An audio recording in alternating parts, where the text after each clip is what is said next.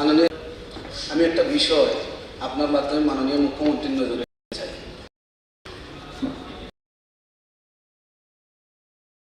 তো খালাগাঙ্গের পর একটা গ্রাম পঞ্চায়েত স্যারের নির্দেশে গত 16 জুন প্রধান নির্বাচন হয় এবং তাদের যথারীতি শপথ বাক্য পাঠের প্রধান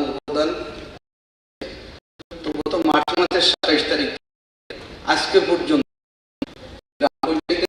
উন্নয়নমূলক খাত এটা দেওয়া হচ্ছে না কেন?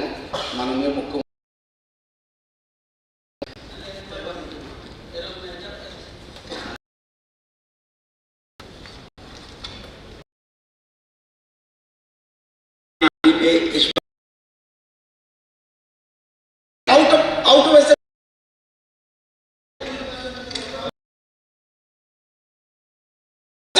আলোচনার বিষয় না, এর নজরে সমাপ্ত অ্যাসেম্বলির মধ্যে নজর